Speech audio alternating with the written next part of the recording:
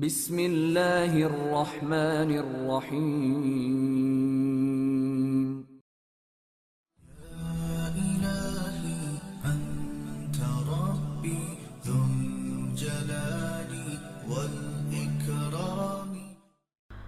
حیدر علی کے ہرکارے گاؤں گاؤں گھوم کر ان گمشدہ لڑکیوں کے بارے میں اعلان کر رہے تھے جنہیں اغوا کر کے دیوداسیاں بنا دیا گیا تھا۔ آخر کئی ماہ کی طویل جستجو کے بعد دیوداسیوں کے ماں باپ کا پتہ چلا، پھر ان سب کو راج محل میں لایا گیا۔ اس دوران تمام لڑکیاں نواب حیدر علی کی مہمان تھیں اور ان سے راجکماریوں جیسا سلوک کیا جا رہا تھا۔ ولی میسور نے ایک بار پھر رام لیلا میدان میں جلسہ عام منعقد کیا اور ہزاروں ہندوؤں کی موجودگی میں تمام مظلوم لڑکیوں کو ان کے ماں باپ کے سپرد کر دیا۔ سوامی بھیرومل اور اس کے چیلوں کی جمع کی ہوئی دولت جو مندر کے تہخانوں سے برآمد کی گئی تھی اسے دیوداسیوں میں برابر سے تقسیم کر دیا گیا۔ اس کے ساتھ ہی حیدر علی نے اعلان کیا کہ ان لڑکیوں کی شادی کے سارے اخراجات حکومت میسور ادا کرے گی۔ ستم رسیدہ لڑکیوں اور ان کے باپوں کے نام سرکاری دفتر میں پہلے ہی درج کر لیے گئے تھے۔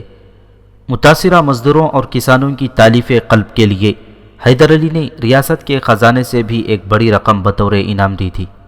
انصاف اور رحم دلی کا یہ اعلیٰ مظاہرہ دیکھ کر غریب ہندو طبقے کے جذبات بے قابو ہو گئے تھے اور ہزاروں غیر مسلم بڑے والہانہ انداز میں نعرے لگا رہے تھے، نواب دیوتا کی جے ہو۔ جب نعروں کا شور ختم ہو گیا تو نواب حیدر علی کی طرف سے مندر کے نئے پجاری کا اعلان کیا گیا۔ یہ ایک 40 سالہ برہمن پنڈت موہن داس تھا۔ حیدر علی نے 2 ماہ کی تحقیق و جستجو کے بعد موہن داس کا انتخاب کیا تھا۔ موہن داس ایک انتہائی غریب گھرانے سے تعلق رکھتا تھا۔ سرنگا پٹنم کے باشندے اس کے علم و فضل اور بلند کرداری کے دل سے قائل تھے۔ موہن داس اتنا غیرت مند تھا کہ اس نے ہندو دھرم کے نام پر کبھی کوئی نظر قبول نہیں کی تھی۔ وہ چند سرمایہ دار ہندوؤں کے بچوں کو تعلیم دے کر گزر اوقات کیا کرتا تھا۔ 29 سال کی عمر میں موہن داس نے ایک غریب برہمن لڑکی سے شادی کی جو پہلی بچی کی پیدائش کے فوراً بعد مر گئی۔ اب اس کی یادگار 10-11 سالہ ایک حسین و جمیل لڑکی سریتا دیوی تھی جو اپنی بوڑھی دادی کے ساتھ رہا کرتی تھی۔ پنڈت موہن داس نے سریتا دیوی کو اتنی کم سنی میں اس قدر علوم سکھا دیے تھے کہ وہ اپنی ذہانت اور گفتگو کے اعتبار سے 20-25 سالہ دوشیزہ نظر آتی تھی۔ جب حیدر علی نے پنڈت موہن داس سے بڑے پجاری کا منصب قبول کرنے کے لیے کہا تو اس نے اپنی بیٹی اور بوڑھی ماں کی تنہائی کا عذر پیش کر دیا۔ راج محل کا ایک حصہ برہمنوں اور پجاریوں کے لیے وقف ہے۔ حیدر علی نے موہن داس کی اس مجبوری کا حل پیش کرتے ہوئے کہا، تمہاری ماں اور بچی وہاں تنہائی محسوس نہیں کریں گی، پھر میں اور میرے اہل خانہ بھی تو محل میں موجود ہیں۔ آخر آپ میرے لیے اتنا اصرار کیوں کر رہے ہیں نواب بہادر؟ پنڈت موہن داس مسلسل اپنا دامن بچا رہا تھا۔ سرنگا پٹنم میں تو سینکڑوں خاندانی برہمن موجود ہیں۔ مجھے صرف تمہاری ضرورت ہے موہن داس، میں ریاست کی تعمیر کر رہا ہوں اور تم بھی تعمیری نظریات رکھتے ہو۔ حیدر علی نے موہن داس کو قائل کرنے کی کوشش کی۔ جب موہن داس نہیں مانا تو حیدر علی نے آخری حربہ استعمال کرتے ہوئے کہا، تم نہیں آؤ گے تو پھر کوئی دوسرا سوامی بھیرومل آ جائے گا، پھر کچھ لٹیرے گیروی لباس پہن کر مندروں میں پناہ ڈھونڈیں گے، پھر قوم کی بیٹیوں کو دیوداسی بنا کر ہوس کی بھینٹ چڑھا دیا جائے گا۔ آخر موہن داس نے سر جھکا دیا، پھر خود سری رنگ ناتھ کے مندر میں چلا گیا اور اپنی بیٹی سریتا اور بوڑھی ماں کو راج محل میں بھیج دیا۔ حیدر علی اور اس کے اہل خانہ سریتا دیوی کا بہت خیال رکھتے تھے۔ اس محبت کے نتیجے میں سریتا دیوی بھی خود کو نواب خاندان کا ایک فرد سمجھنے لگی تھی۔ اسے ٹیپو سلطان بہت پسند تھا۔ وہ ٹیپو کو پیار سے کنور کہہ کر پکارا کرتی تھی۔ ٹیپو فطرتاً شرمیلا لڑکا تھا، اس لیے سریتا دیوی سے دور رہنے کی کوشش کرتا تھا۔ سریتا صبح سویرے پوجا پاٹ کے لیے مندر چلی جاتی، کئی گھنٹے تک اپنے باپ موہن داس سے مذہب، نجوم اور دست شناسی کی تعلیم حاصل کرتی اور پھر واپس آ کر ٹیپو کا انتظار کرنے لگتی، مگر ٹیپو کو اتنی فرصت کہاں تھی کہ وہ سریتا کی طرف پلٹ کر دیکھتا۔ حیدر علی نے اس کا نظام الاوقات اس طرح مقرر کیا تھا کہ پہلے وہ سید صاحب سے درس لیتا، پھر فوجی چھاؤنی پہنچ کر جنگی تربیت حاصل کرتا اور شام کے وقت محل میں واپس آتا، عشاء کی نماز پڑھ کر مطالعے میں مصروف رہتا۔ اس دوران اگر سریتا تنہائی میں محل میں ہوتی تو وہ چند باتیں کرنے کے بعد اسے اپنے کمرے سے رخصت کر دیتا۔ سریتا بجھے بجھے چہرے اور تھکے تھکے قدموں سے اپنے مکان کی طرف واپس چلی جاتی۔ اسی طرح 2 سال گزر گئے۔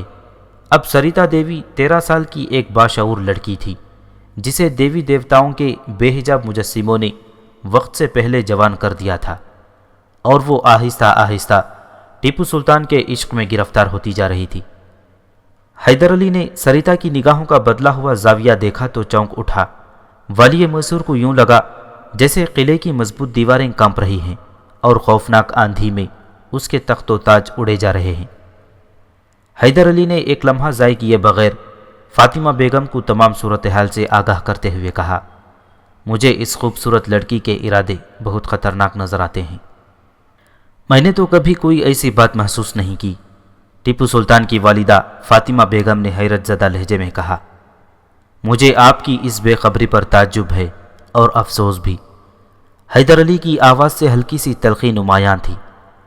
آپ دن بھر محل میں رہتی ہیں مگر کبھی سریتا کے چہرے کے تاثرات کا جائزہ لینے کی کوشش نہیں کی کہ وہ ٹیپو کو کیسی عجیب نظروں سے دیکھتی ہے۔ میں سریتا کے اس عمل کو بچپن کی رفاقت اور انسیت سے زیادہ کوئی دوسرا نام دینے کے لیے تیار نہیں۔ فاطمہ بیگم پنڈت موہن داس کی بیٹی کی پرزور وکالت کر رہی تھی۔ وہ بہن بھائیوں کی محبت کو ترستی ہوئی ایک غمزدہ لڑکی ہے، اور سریتا کی یہی محرومی اسے ٹیپو کے قریب لے آئی ہے۔ اب ہمیں اس کے بے تکلفانہ آمد و رفت پر پابندی عائد کرنی ہوگی۔ حیدر علی نے کچھ سوچتے ہوئے کہا، نواب بہادر، یہ آپ فرما رہے ہیں؟ فاطمہ بیگم کے لہجے سے شدید حیرت نمایاں تھی۔ پنڈت موہن داس آپ ہی کے اصرار پر اپنی بیٹی اور ماں کو اپنے محل میں چھوڑ گیا تھا، اب آپ اس سے کس طرح کہیں گے کہ وہ سریتا کو یہاں سے کہیں اور لے جائے؟ موہن داس ایک غیرت مند شخص ہے، وہ یقیناً اپنی بیٹی کو کسی دوسری جگہ منتقل کر دے گا، مگر والی میسور کے اس فیصلے کا سبب ضرور پوچھے گا۔ پھر کیا آپ اسے بتائیں گے کہ سریتا ٹیپو سے محبت کرنے لگی ہے اور اس کا بے پناہ حسن ولی عہد سلطنت کے لیے خطرناک صورتحال پیدا کر رہا ہے؟ یہ تو اس شخص کی بڑی تحقیر ہوگی جس نے آپ پر اعتبار کر کے پجاری کا منصب قبول کیا تھا اور پھر آپ ہی کو اپنی عزت و ناموس کا نگہبان ٹھہرایا۔ فاطمہ بیگم کے سوالات بڑے عجیب تھے۔ حیدر علی سے فوری طور پر کوئی جواب نہ بن سکا تو وہ گہری سوچ میں ڈوب گیا۔ پھر بہت دیر بعد آہستہ لہجے میں کہنے لگا، کچھ بھی ہو، ہمیں بہرحال اس طوفان کی موجودگی کو محسوس کرنا ہوگا۔ ابھی زیر آب مچلنے والی فوجوں نے شدت اختیار نہیں کی۔ اگر یہ موجیں سمندر کی سطح پر ابھر آئیں تو بڑی تباہی ہوگی جس کا آپ اندازہ بھی نہیں کر سکتی۔ سادہ لوح فاطمہ بیگم ایک بار پھر حیرت زدہ نظروں سے حیدر علی کی طرف دیکھنے لگیں۔ وہ اب بھی شوہر کی اس بات کا مفہوم سمجھنے سے قاصر تھیں کہ ایک معصوم دوشیزہ کس طرح ان کے بیٹے کی زندگی میں طوفان اٹھا سکتی ہے۔ آپ فی الوقت سریتا کو ٹیپو سے دور رکھنے کی کوشش کیجیے، والی میسور نے اپنی شریک حیات کو پہلی احتیاطی تدبیر اختیار کرنے کا حکم دیتے ہوئے کہا۔ مسلسل نگرانی کرتی رہیں کہ وہ لڑکی تنہائی میں ولی عہد سلطنت کے قریب نہ ہونے پائے۔ فاطمہ بیگم خاموش بیٹھی رہیں۔ بظاہر انہوں نے شوہر کے حکم کے آگے سر جھکا دیا تھا، مگر دل سے اس لڑکی پر چبا کرنے کے لیے آمادہ نہیں تھیں جسے وہ اپنی بیٹی کی طرح چاہنے لگی تھیں۔ حیدر علی نے متوقع طوفان کو روکنے کے لیے صرف اسی ایک تدبیر پر اکتفا نہیں کیا۔ والی میسور نے دوسرے دن ہی ٹیپو سلطان کو فوجی چھاؤنی کے مخصوص کمرے میں طلب کیا۔ جانے پدر، اب تم 12 سال کے ہو گئے ہو، حیدر علی نے ٹیپو سلطان کو مخاطب کرتے ہوئے کہا، جو اس کے سامنے با ادب کھڑا تھا۔ کیا تمہیں اپنی ذمہ داریوں کا احساس ہے؟ والی میسور کی آواز سے کسی قدر سختی چھلک رہی تھی۔ ٹیپو سلطان باپ کا بدلا ہوا لہجہ دیکھ کر گھبرا گیا۔ بابا محترم، کیا میں کسی نافرمانی کا مرتکب ہوا ہوں؟ نہیں فرزند، حیدر علی نے فوراً ہی اپنی آواز میں نرمی پیدا کر لی، میں تمہیں تمہارے فرائض یاد دلا رہا ہوں۔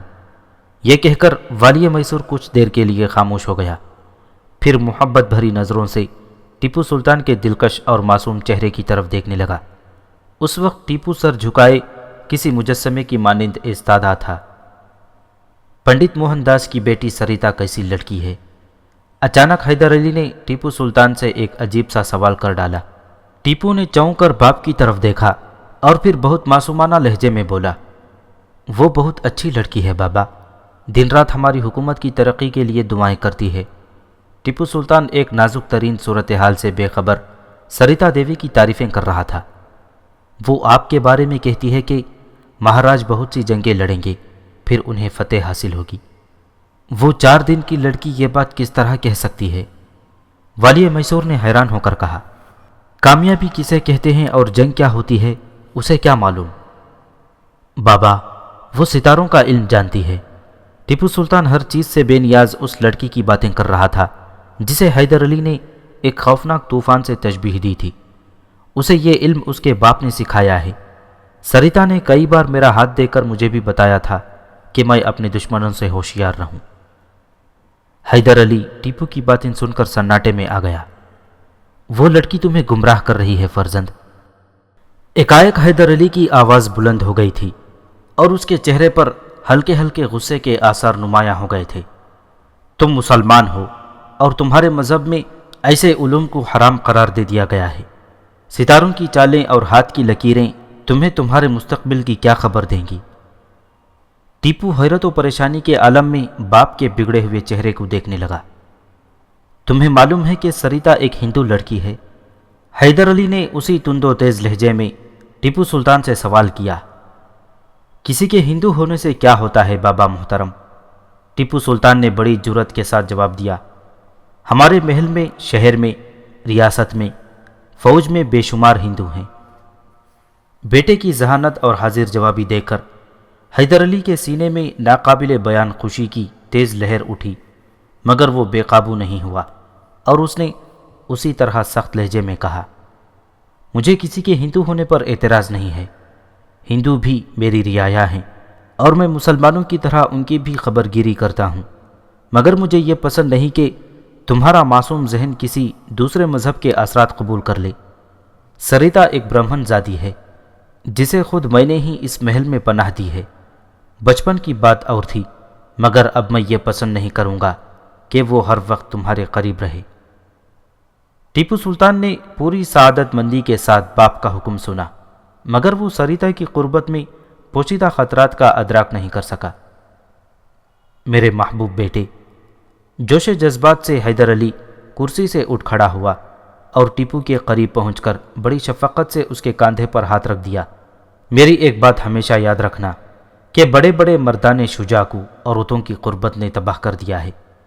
तुम लाख सच्चे सही, लेकिन मेरा यह हुक्म जहन नशीन कर लो कि महल की कोई कनीज़ और ख़ानदान की कोई लड़की तुम्हारे करीब नहीं आएगी। तुम उस पैगंबर सल्लल्लाहु अलैहि वसल्लम की उम्मत हो जिसकी हया और पाकीज़गी पर क़यामत तक सारा आलम गवाही देता रहेगा।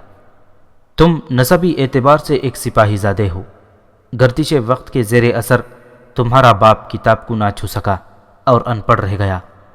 अब मैं तुम्हें इल्म की क़ुबा पहनाकर अपनी जहालत का दाग मिटाना चाहता हूँ। इसलिए किताब तुम्हारी उरूस है और तलवार तुम्हारी महबूब, इसके सिवा कुछ नहीं, कुछ भी नहीं। ये कहते कहते हैदर अली की आंखों में नमी झलकने लगी थी। बाप की ये जज्बाती हालत देखकर टीपू सुल्तान बेकरार हो गया और आगे बढ़कर हैदर अली से लिपट गया। ऐसा ही होगा बाबा मोहतरम, ऐसा ही होगा, इसके सिवा कुछ नहीं होगा। इस तरह नहीं फर्जंद, हैदर अली ने टीपू को अलग करते हुए कहा। फिर आप किस तरह मुतमईन होंगे? वली अहद सल्तनत ने बसद एहतराम अर्ज़ किया। वाली मैसूर ने अपना दायां हाथ आगे बढ़ा दिया। अपना हाथ मेरे हाथ पर रखकर अहद करो कि तुम कभी शराब नहीं पियोगे, रक़्स सुरूर और कुमारबाजी में दिलचस्पी नहीं लोगे, महल की कनीज़ किसी औरत खुसूसन पंडित मोहनदास की बेटी सरिता से रस्म व राह नहीं रखोगे। अगर इत्तेफाकन उस लड़की से आमना सामना हो जाए तो उसकी बातों पर ध्यान नहीं दोगे। टीपू ने किसी तरद्दुद के बगैर हैदर अली के हाथ पर हाथ रख दिया और मनवान अल्फाज दोहरा दिए जो कुछ देर पहले वाली मैसूर की ज़ुबान से अदा हुए थे। और अगर ऐसा नहीं हुआ, हैदर अली ने टीपू सुल्तान के हाथ पर गिरफ्त मजबूत करते हुए कहा, اگر میں اپنے عہد پر قائم نہ رہوں تو نواب بہادر کو اختیار ہے کہ میرے لیے جو سزا چاہیں منتخب کریں۔ ٹیپو سلطان کے لہجے میں سپاہیوں جیسی استقامت تھی۔ حیدر علی شدت جذبات سے مغلوب ہو کر جھکا اور اس نے ٹیپو سلطان کی پیشانی پر اپنے ہونٹ رکھ دیے۔ مرحبا میرے وارث، مرحبا۔ ایک باپ اپنے بیٹے سے یہی توقع رکھتا ہے۔ والی میسور سیدھا ہوا۔ زندگی کے سمندر میں اترنے سے پہلے ضروری ہے کہ موجوں کے قانون کو اچھی طرح سمجھ لو اور تیراکی میں اتنی ریاضت کر لو کہ یہ بے رحم پانی آسانی کے ساتھ تمہارے جسم کو اپنی غذا نہ بنا سکے۔ میں تمہیں ایک سخت چٹان کی حیثیت سے زندہ دیکھنا چاہتا ہوں، شاخ گل کی طرح نہیں کہ ذرا سی ہوا چلی اور درخت سے جدا ہو گئی۔ ٹیپو سلطان بہت غور سے باپ کی نصیحتیں سن رہا تھا۔ جانے پدر، اس میں میرا کوئی ذاتی فائدہ نہیں۔ یہ کہتے کہتے حیدر علی کی آنکھوں میں آنسو آ گئے۔ آج تم خدا کے فضل و کرم سے 12 سال کے ہو گئے ہو۔ تمہیں کیا خبر کہ اس طویل عرصے میں تمہارے باپ نے مالی کے دو جہاں کے سامنے کتنی بار دامن پھیلایا ہے اور نصف شب کے سناٹے میں کتنے آنسو بہائے ہیں۔ سنو میرے بیٹے، غور سے سنو۔ آج تک میں نے تمہارے حوالے سے بس ایک ہی دعا مانگی ہے، اے قادر مطلق، میرے بچوں کو داغ یتیمی نہ دینا اور انہیں میری زندگی میں ہی جوانی کی منزل تک پہنچا دینا، اور انہیں ان عذابوں سے محفوظ رکھنا جن سے تیرا یہ گنہگار بندہ حیدر علی گزرا ہے۔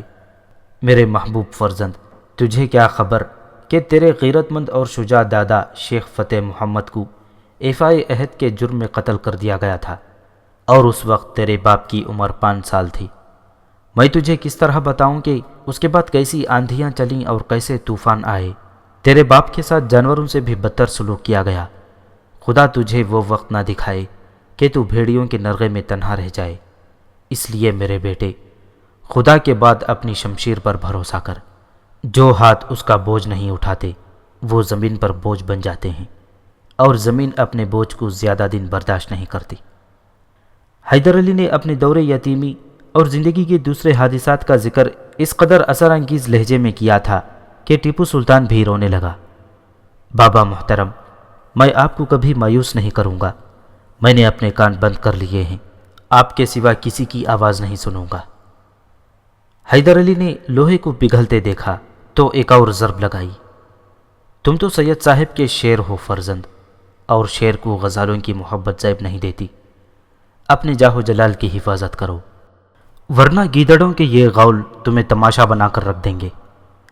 اس کے بعد حیدر علی نے فوجی چھاؤنی میں ٹیپو کی مستقل رہائش کا انتظام کر دیا۔ ولی عہد سلطنت کی تمام کتابیں اس طویل و عریض کمرے میں منتقل کر دی گئی تھیں، جہاں سونے کے لیے پتھر کا سخت فرش تھا اور دیکھنے کے لیے مختلف آلات حرب و ضرب تھیں، جنہیں جا بجا دیواروں پر آویزاں کر دیا گیا تھا۔ ٹیپو الصبح بیدار ہوتا، فجر کی نماز ادا کرتا اور سید صاحب کی درسگاہ چلا جاتا۔ دوپہر کے قریب فوجی چھاؤنی واپس آتا، کھانا کھا کر تھوڑی دیر آرام کرتا، پھر نماز ظہر کے بعد مغرب تک جنگی مشقوں میں مصروف رہتا۔ رات گئے تک نامور مسلمان سپہ سالاروں کے حالات زندگی اور جنگی منصوبوں کا مطالعہ کرتا، پھر تھک کر اسی فرش پر سو جاتا۔ حیدر علی نے ٹیپو کی پشت کے نیچے سے ریشمی بستر تک کھینچ لیا تھا، اور اب ولی عہد سلطنت ایک جفاکش سپاہی کی طرح زندگی بسر کر رہا تھا۔ کبھی کبھی والی میسور نصف شب کے قریب اچانک فوجی چھاؤنی پہنچ کر ٹیپو کو پتھر کے فرش پر سوئے ہوئے دیکھتا، اور اس کے ہونٹوں پر ایک عجیب سی مسکراہٹ ابھر آتی۔ پھر دبے قدموں چلتا ہوا بیٹے کے قریب پہنچتا اور جھک کر ٹیپو کی پیشانی کا بوسہ لیتا۔ رخصت ہوتے وقت بڑی رازداری کے ساتھ شجاعت خان سے پوچھتا، ٹیپو نے اس تبدیلی کو جبراً قبول کیا ہے یا خوشی سے؟ میں نے اپنی زندگی میں کسی دوسرے بیٹے کو شہزادے سے زیادہ سعادت مند نہیں پایا۔ شجاعت خان کی آواز پر جذبات کا غلبہ ہوتا اور چہرے سے عجیب سی خوشی چھلک رہی ہوتی۔ تو مجھے خوش کرنے کے لیے ٹیپو کی کسی کمزوری کو چھپا تو نہیں رہا شجاعت خان؟ حیدر علی اپنے نائب سپہ سالار سے سخت لہجے میں مخاطب ہوتا۔ سرکار خوب جانتے ہیں کہ اس زبان کو کبھی جھوٹ سے نسبت نہیں رہی۔ شجاعت خان بے جھجک ہو کر جواب دیتا، جو کہہ دیا سو کہہ دیا۔ مجھے خبر ہے، مگر پھر بھی تیری محبت کے انداز سے ڈرتا رہتا ہوں۔ ایک بیک حیدر علی کی آواز مدھم ہو جاتی۔ تو ٹیپو کو بچانے کے لیے اپنی جان بھی دے سکتا ہے۔ حیدر علی نے شجاعت خان کی جس محبت کا حوالہ دیا تھا وہ ایک مثالی محبت تھی۔ شجاعت خان نے بس زینت جہاں سے عشق کیا تھا، اور جب زینت جہاں بوڑھے امراؤ خان کی دلہن بن کر چلی گئی تو شجاعت خان نے اس آگ کو سینے کی گہرائیوں میں دفن کر دیا، مگر وہ آگ سلگتے ہی رہتی تھی۔ پھر ٹیپو پیدا ہوا تو محبت کا شعلہ دوبارہ بھڑکا، مگر اس بار عشق کا انداز مختلف تھا۔ شجاعت خان نے اپنی زندگی ٹیپو کے لیے وقف کر دی تھی۔ اگر ٹیپو اس سے نذرانہ جان طلب کرتا تو شجاعت خان ہنستے ہنستے اپنے خون کا آخری قطرہ تک نچوڑ دیتا۔ بے شمار مواقع آئے جب اس کی طرف خوبصورت عورتیں متوجہ ہوئی۔ بڑے بڑے گھرانے کے لوگوں نے اس سے اپنی لڑکیوں کا رشتہ کرنا چاہا، مگر شجاعت خان نے اس قسم کی باتوں کو کبھی لائق التفات نہیں سمجھا۔ خود حیدر علی نے کئی بار اس پر زور دیتے ہوئے کہا، شجاعت خان، مجھ سے تیری ویران زندگی اور سونا گھر نہیں دیکھا جاتا۔ شجاعت خان پوری توانائی کے ساتھ مسکرانے لگتا، سرکار، میری زندگی ویران کہاں ہے؟ وہ ہر وقت تو میرے ساتھ رہتی ہے، اور آپ اس گھر کو ویران کہتے ہیں جہاں دن رات یادوں کا جشن برپا رہتا ہے۔ حیدر علی جانتا تھا کہ شجاعت خان نے ہونٹوں پر تبسم سجا لیا ہے، مگر اس کے دل کے زخم رستے ہی رہتے ہیں۔ تو شادی کر لے شجاعت خان، میں تیرے گھر کو آباد دیکھنا چاہتا ہوں۔ نہیں سرکار، ایسا حکم نہ دیجیے جس پر مجھ سے عمل نہ ہو سکے۔ ایک شجاعت خان سنجیدہ ہو جاتا۔ میں نے سر آپ کے نام کر دیا ہے، مگر دل کسی کی ملکیت ہے اور مجھ سے یہ بددیانتی نہیں ہوگی۔ اس رات فوجی چھاؤنی میں بھی حیدر علی نے شجاعت خان کی اسی محبت کے حوالے سے ٹیپو کا ذکر چھیڑا تھا۔ ہاں سرکار، مجھے شہزادے سے عشق تو ہے اور میں ان پر جان بھی دے سکتا ہوں۔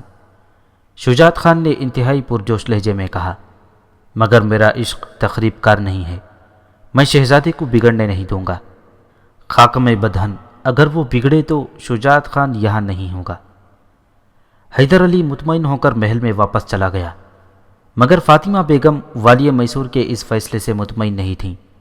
حیدر علی نے ٹیپو پر یہ پابندی عائد کر دی تھی کہ ولی عہد سلطنت صرف جمعہ کے روز محل آتا اور رات اپنے اہل خانے کے ساتھ گزار کر دوسرے دن واپس چلا جاتا۔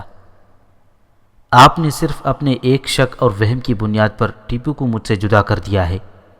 فاطمہ بیگم نے انتہائی رقت آمیز لہجے میں شوہر کے اس فیصلے کے خلاف احتجاج کرتے ہوئے کہا، آپ کچھ بھی سمجھیں، مگر یہ حقیقت ہے کہ اب ٹیپو کے لوریاں سننے کے دن نہیں رہے۔ حیدر علی کا لہجہ جذبات سے یکسر آری تھا۔ میں نے وقت سے پہلے اس کے دل و دماغ پر جنگی فضا مسلط کر دی ہے کہ جلد یا بدیر اسے دشمن کے مقابل صف آرا ہونا ہے۔ براہ کرم ٹیپو کے سر سے اپنی جذباتی محبت کا انچل ہٹا لیجئے اور اسے فولادی خود پہننے دیجئے، ورنہ وہ مڑ مڑ کر آپ کی طرف دیکھتا رہے گا اور دشمن اس کی اس کمزوری سے فائدہ اٹھاتے رہیں گے۔ آپ اسے صرف اپنی دعائیں دیجئے، اور دعاؤں کی قبولیت کے لیے محل کے کسی آراستہ کمرے کی ضرورت نہیں، وہ محاذ جنگ پر بھی سنی جا سکتی ہیں۔ فاطمہ بیگم شوہر کی دلیلوں کے سامنے لاجواب ہو کر رہ گئیں، مگر ان کے چہرے پر گہری افسردگی چھائی ہوئی تھی، اور یوں محسوس ہو رہا تھا جیسے انہوں نے دل سے شوہر کے فیصلے کو تسلیم نہیں کیا ہے۔ حیدر علی سے فاطمہ بیگم کے دلی تاثرات پوشیدہ نہ رہ سکے، اور اس نے ایک بے قرار ماں کے تالیف قلب کے لیے لہجہ بدل کر کہا، محل سے فوجی چھاؤنی اتنی دور بھی نہیں، آپ جب چاہیں اپنے بیٹے سے ملاقات کر سکتی ہیں۔ اب میں اتنی کمزور بھی نہیں کہ فوجی چھاؤنی تک کھینچی چلی جاؤں اور بیٹے کی محبت میں شوہر کے فیصلے کا احترام نہ کر سکوں۔ یہ کہہ کر فاطمہ بیگم کھڑی ہو گئیں اور آہستہ آہستہ چلتی ہوئی حیدر علی کے کمرے سے نکل گئیں۔ رخصت ہوتے وقت والی میسور نے بہت غور سے شریک حیات کے چہرے کو دیکھا۔ اب وہاں اذیت و کرب کے بجائے گہرا ٹہراؤ تھا، جیسے سمندر مد و جزر کے فطری عمل سے گزر کر خاموش ہو گیا ہو۔ فاطمہ بیگم نے تو بیٹے کی جدائی میں اپنے اندر کے طوفان کو چھپا لیا تھا، مگر سریتا دیوی ایک نئے طوفان کی لپیٹ میں آ گئی تھی۔ وہ نوخیز دوشیزہ اپنے جذبات پر قابو نہ رکھ سکی۔ سارا دن ٹیپو کا انتظار کرتی، اور جب رات کا ایک پہر بیت جاتا تو تھکے تھکے قدموں سے اپنے مکان کی طرف چلی جاتی۔ آخر جب کئی دن گزر گئے تو وہ ایک روز فاطمہ بیگم سے پوچھی بیٹھی، راج ماتا، کنور کہاں چلے گئے؟ فاطمہ بیگم نے بڑی مشکل سے اپنے آپ کو سنبھالا۔ بیٹی، مہاراج نے ٹیپو کو جنگی تربیت کے لیے فوجی چھاؤنی میں بھیج دیا ہے۔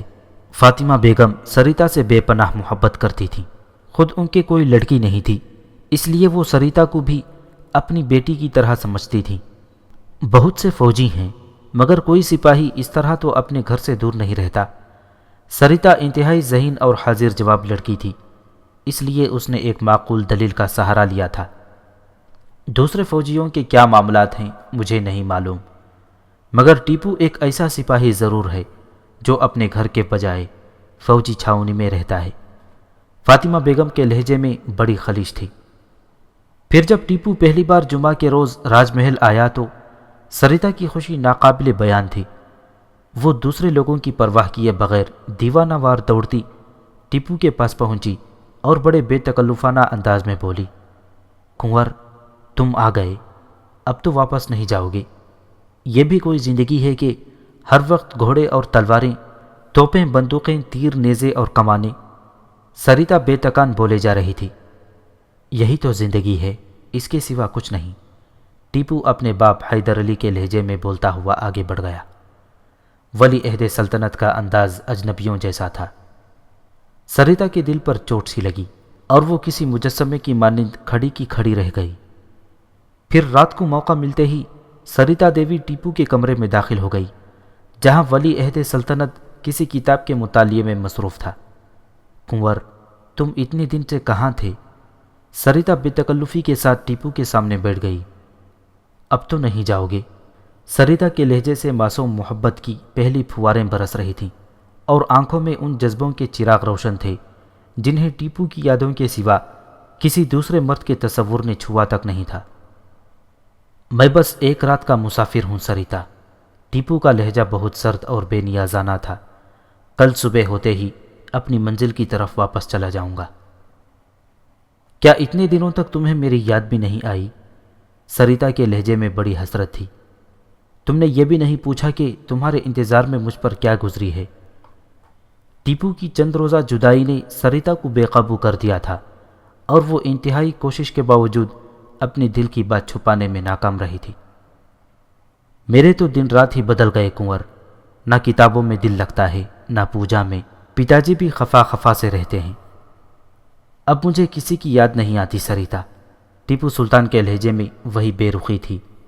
بہت کام ہے، بہت ذمہ داریاں ہیں، ان سے فرصت ملے تو کسی کو یاد کروں گا۔ میں صرف اپنی بات کر رہی ہوں کنور۔ سریتا دیوی جھنجھلا کر بولی، کیا میں بھی تمہیں یاد نہیں آتی؟ یہ سوال کر کے سریتا امید و بیم کی حالت میں ٹیپو کی طرف دیکھنے لگی۔ اس کے ہونٹ کھلے ہوئے تھے، آنکھوں میں عجیب عجیب سے رنگ ابھر کر ڈوب رہے تھے، اور سانسیں رکی رکی سی محسوس ہو رہی تھیں۔ برہمن زادی کو یقین تھا کہ ولی عہد سلطنت اس کی ذاتی حیثیت کو کسی بھی حالت میں نظر انداز نہیں کر سکتا، مگر جب ٹیپو کے لبوں کو جنبش ہوئی تو سریتا کی خوبصورت آنکھیں پتھرا کر رہ گئیں اور اس کے دلکش چہرے پر خاک اڑنے لگی۔ مجھے تم بھی یاد نہیں آتی سریتا، ٹیپو نے بڑی معصومیت اور بے باکی کے ساتھ جواب دیا۔ اس کے لہجے میں کوئی تکلف یا بناوٹ نہیں تھی۔ مگر میں تو تمہاری یادوں کے بغیر ایک سانس بھی نہیں لیتی۔ آخر سریتا نے کھلے لفظوں میں اپنی محبت کا اظہار کر دیا۔ ایک تو ٹیپو کا لڑکپن، دوسرے فطرت کا خاص رجحان، اور تیسرے حیدر علی کا طویل نصیحت نامہ۔ غرض یہی وہ عوامل تھے کہ جن کے زیر اثر رہ کر ٹیپو یہ سمجھ ہی نہیں سکا کہ سامنے بیٹھی ہوئی ایک خوبصورت ترین لڑکی نے اپنا نذرانہ دل اس کے قدموں پر رکھ دیا ہے۔ بس اب تم جاؤ۔ ایکائک ٹیپو کے چہرے پر بیزاری کے آثار نمایاں ہو گئے تھے۔ مجھے اپنا سبق یاد کرنا ہے۔ اگر کل صبح جواب نہ دے سکا تو سید صاحب بہت سخت سزا دیں گے۔ اور میرے سبق کا کیا ہوگا کنور؟ میں تو سب کچھ بھول گئی۔ ٹیپو کی بے حسی دیکھ کر سریتا رونے لگی تھی۔ اگرچہ ٹیپو والی میسور کے حکم پر سختی سے عمل کر رہا تھا، لیکن مزاجن وہ اتنا سخت نہیں تھا کہ ایک لڑکی کے آنسوؤں کا اثر ہی نہیں لیتا۔ سریتا کے دھواں دھواں چہرے اور سرخ آنکھوں نے اسے بے قرار کر دیا۔ آخر اس میں میرا کیا قصور ہے؟ میں نے تو تمہیں کوئی دکھ نہیں دیا، پھر تم کیوں روتی ہو؟ ٹیپو کی وہی معصومیت برقرار تھی۔ تم مجھ سے اتنی دور کیوں چلے گئے کنور؟ شدت جذبات کے سبب سریتا کی آواز گھٹی گھٹی تھی اور لفظ بمشکل اس کے ہونٹوں کی قید سے آزاد ہو رہے تھے۔ تمہیں دیکھے بغیر میں ایک دن بھی نہیں رہ سکتی۔ عورت اور مرد ساتھ ساتھ نہیں رہ سکتے۔ سریتا سے پیچھا چھڑانے کے لیے ٹیپو نے ایک ایسی بات کہہ دی تھی جس کا حقیقی مفہوم وہ خود بھی نہیں جانتا تھا۔ کیوں نہیں رہ سکتے؟ سریتا بحث پر اتر آئی۔ راج محل میں کتنی ہی عورتیں مردوں کے ساتھ رہتی ہیں۔ میں کچھ نہیں جانتا۔ ٹیپو ایک بار پھر سریتا کی موجودگی سے بیزار نظر آنے لگا تھا۔ بابا محترم کا یہی حکم ہے۔ حیدر علی کے رعب و جلال کا یہ عالم تھا کہ اس کا نام سن کر بھی لوگوں کی سانسوں کا توازن بگڑ جاتا، مگر سریتا کے جذبوں کی سرکشی نے والی میسور کے حکم کا بھی کوئی تاثر قبول نہیں کیا تھا۔ اگر تم یہاں نہیں آتے کنور تو میں تمہیں دیکھنے کے لیے روزانہ تمہارے پاس آ سکتی ہوں۔ سریتا کی دیوانگی دیکھ کر ٹیپو گھبرا گیا۔ اگر تو نے فوجی چھاؤنی میں قدم رکھا تو میں زندگی بھر نہ تیری صورت دیکھوں گا اور نہ تجھ سے بات کروں گا۔ ایک ٹیپو کے اندر ریاست میسور کا شہزادہ بیدار ہو گیا۔ تو ہندو ہے اور میں مسلمان، پھر تیرا میرا ساتھ ہی کیا؟ ٹیپو جوش جذبات میں وہ بات بھی کہہ گیا جو اسے زبان پر نہیں لانی چاہیے تھی۔ ہاں میں ہندو ہوں، مگر تمہاری خاطر اپنا دھرم بھی چھوڑ سکتی ہوں۔ عشق کی آگ نے سریتا کو سر سے پاؤں تک جلا ڈالا تھا اور اب اسے ٹیپو کے سوا کچھ نظر نہیں آتا تھا۔ خدا کے لیے میرا پیچھا چھوڑ دے، میں تجھ سے کوئی تعلق نہیں رکھنا چاہتا۔ آخر ٹیپو کی قوت برداشت جواب دے گئی۔ سریتا ٹیپو کی مسحری کے قریب فرش پر بیٹھی تھی، دیوانہ وار اپنی جگہ سے اٹھی اور ولی عہد میسور کے پیروں پر سر رکھ کر رونے لگی۔ کنور، میں تمہاری ہر بات مانوں گی، مگر مجھ سے یہ رشتہ نہ توڑنا۔ اگر کبھی سامنے آ جاؤں تو مجھے پہچان لینا۔ ٹیپو کا غصہ سرد ہو گیا اور اسے اس پاگل لڑکی پر ترس آنے لگا۔ تو جب تک ہوش میں رہے گی میں تجھ سے ترک تعلق نہیں کروں گا۔ سریتا کانپتے جسم کے ساتھ کھڑی ہو گئی۔ کنور، میں ہوش میں رہنے کی پوری کوشش کروں گی، لیکن اگر کبھی پاگل پن کی لہر آ جائے تو یہ سوچ کر معاف کر دینا کہ ایک غریب اور کمزور لڑکی تھی، بہک گئی ہوگی۔ اتنا کہہ کر سریتا مڑی اور اس طرح واپس جانے لگی جیسے اس کے پاؤں آبلوں سے بھر گئے ہوں۔ اگر سریتا کو ذرا بھی ہوش ہوتا تو ٹیپو کی خوابگاہ سے نکلتے ہی دیکھ لیتی کہ دروازے کے قریب ایک دراز قامت سایہ کھڑا ہے جس کی آنکھوں سے آنسو بہہ رہے ہیں، اور یہ سایہ شجاعت خان کے سوا کسی دوسرے شخص کا نہیں تھا جو حیدر علی کے حکم سے انتہائی رازداری کے ساتھ سریتا کی نگرانی کر رہا تھا۔